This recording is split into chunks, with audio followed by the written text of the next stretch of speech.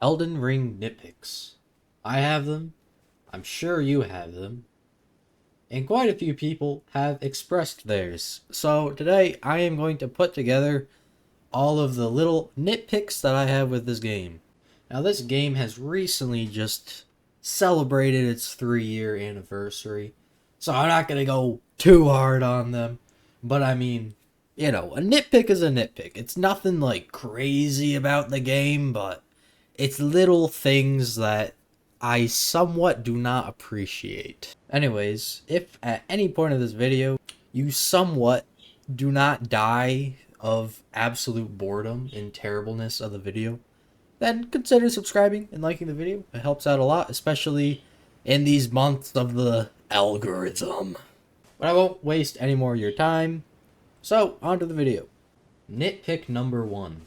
Fall damage. I am sure anybody who has played Elden Ring, they know what I'm talking about. For example, here is one clip of someone falling. Now, it might not seem like they're falling from way too high, but, well, they died. So take that knowledge, and then watch what I am about to do here.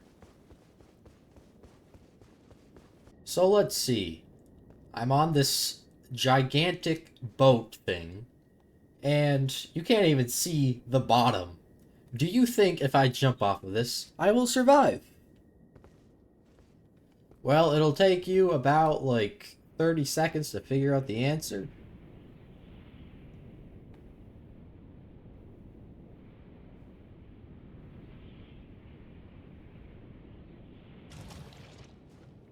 Well, what did you know?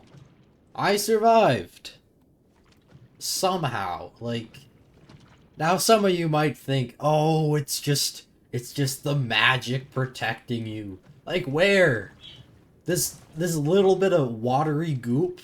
You think that's what's saving my knees from a 1,000-foot drop?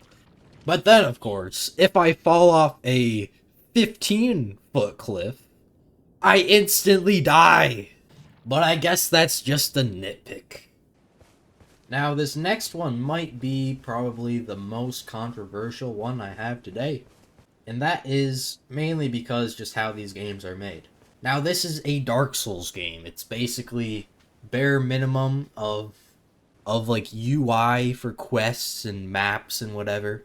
But for an RPG game, which Elden Ring is classified as, it seems definitely to be missing some elements that wouldn't ruin the experience even to veteran players. Now, what am I talking about? Well, I'm talking about quest lines canceling. And I'm in the DLC because this is probably the worst case of it ever happening.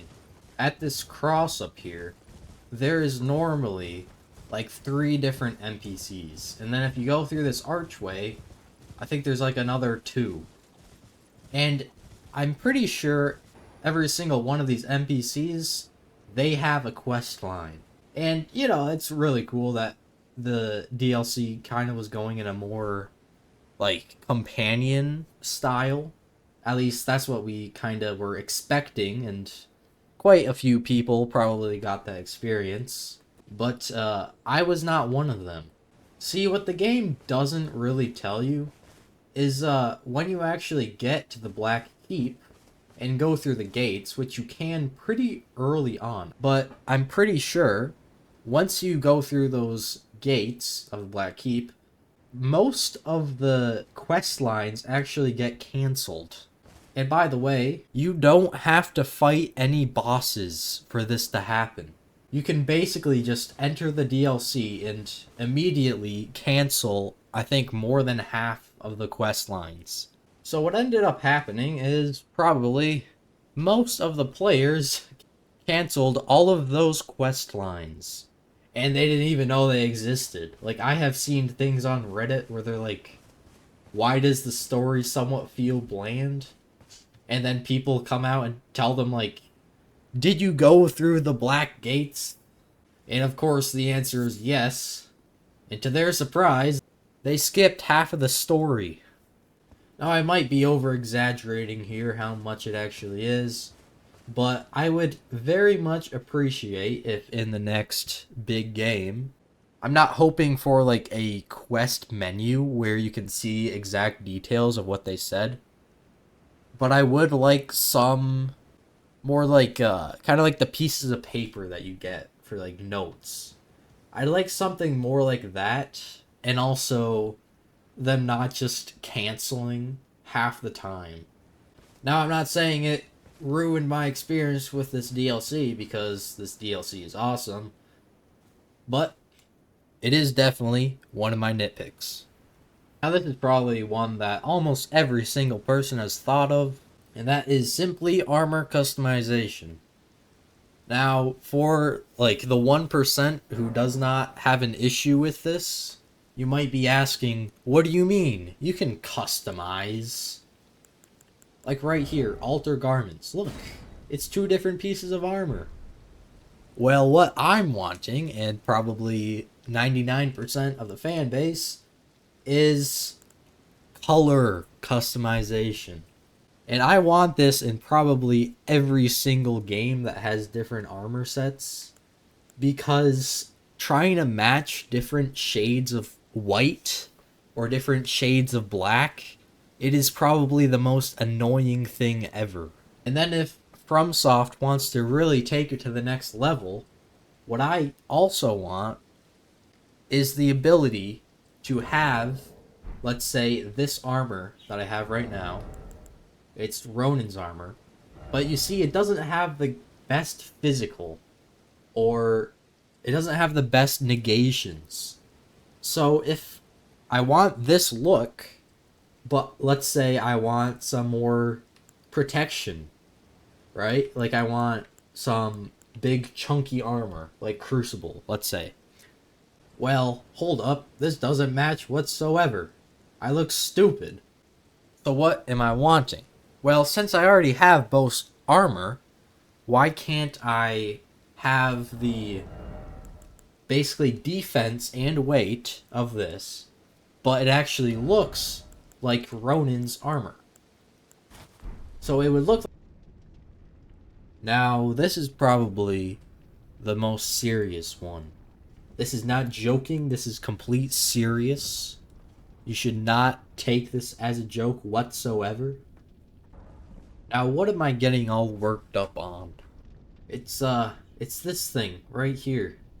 See anything that's a little bit off about this helmet? Any big, gigantic, one would even say massive detail about this helmet?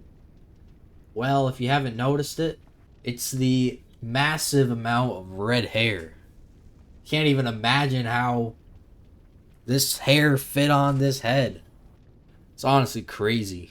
So why am I going all out about this hair?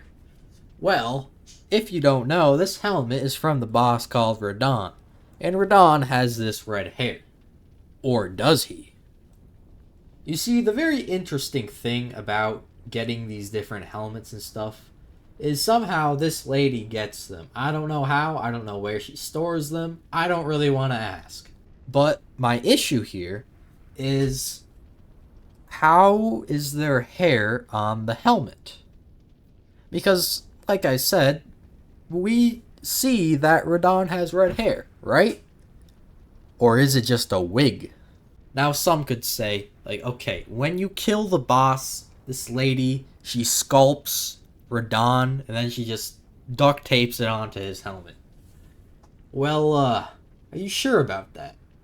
Because we receive other things from bosses, like, spoiler alert, the final boss of the DLC, we get his, I think it's his crown.